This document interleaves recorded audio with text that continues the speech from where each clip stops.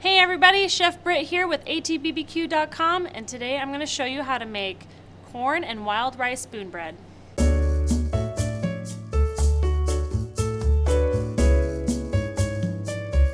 I'm just going to get started by adding a 1/3 cup of wild rice and a cup of water,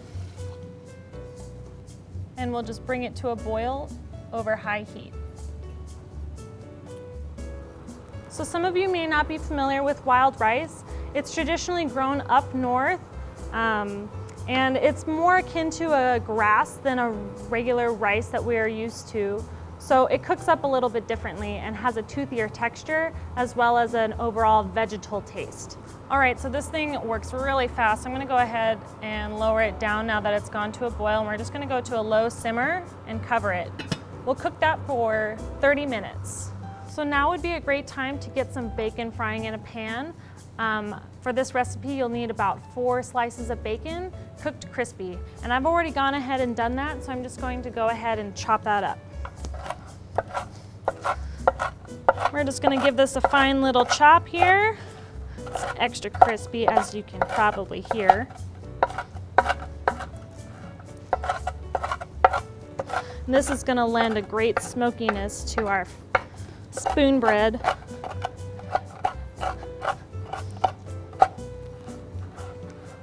And some great meaty flavor as well.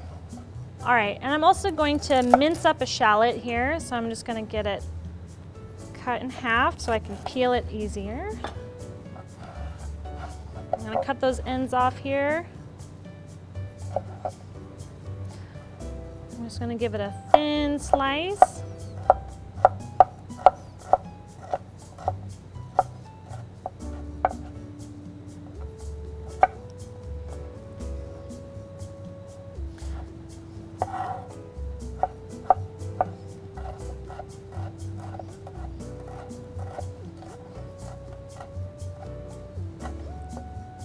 And then I'm just going to come back through and mince it up.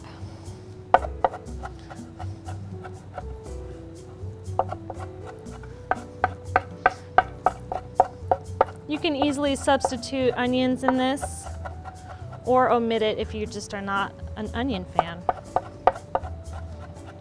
So now we're going to assemble our wet ingredients. We're going to start by whisking up a couple eggs here, just until they're well blended. We don't want to see any streaks of egg white anywhere.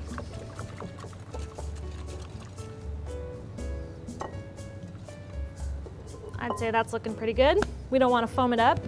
Now we're going to add about a cup of sour cream.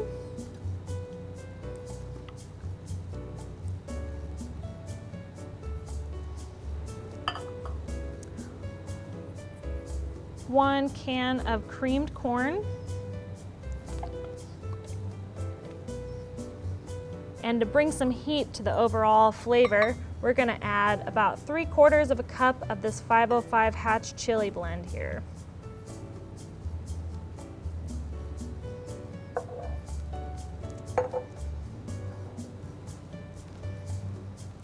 And you'll just mix that all together.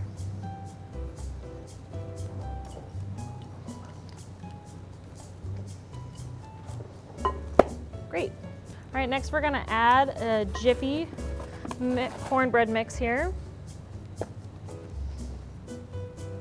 And we'll just mix that until it's blended in.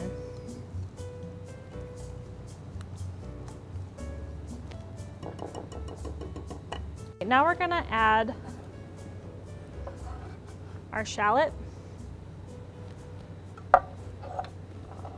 our bacon,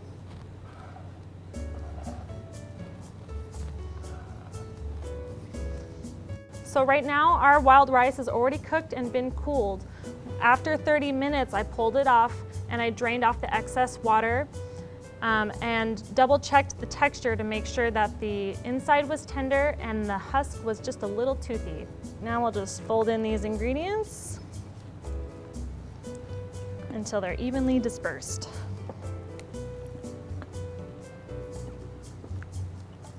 And then I'm going to transfer this into a 2-quart baking pan here.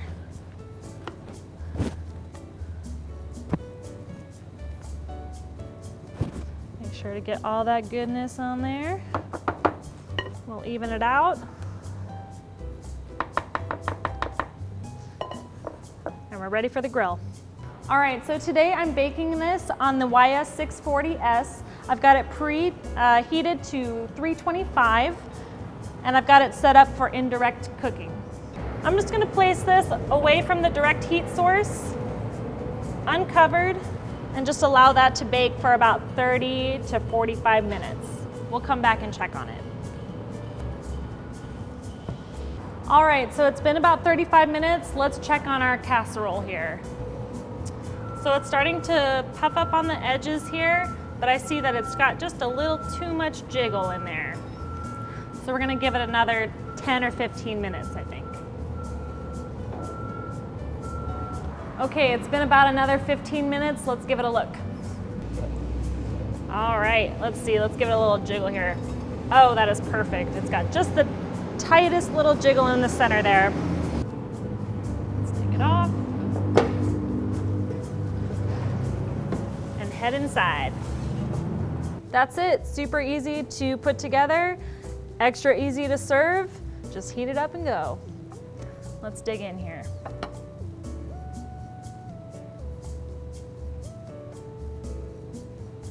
Let's take a bite.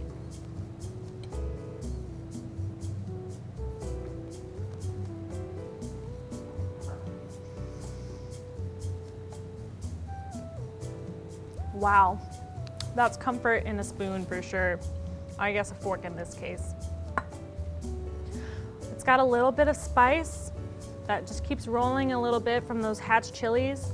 It's got that smoky bacon, and the texture coming from the wild rice is really just giving it that extra bit of enjoyment. I really like this dish. Feel free to head on over to atbbq.com where you can find all the products that we use today. All things barbecue, where barbecue legends are made.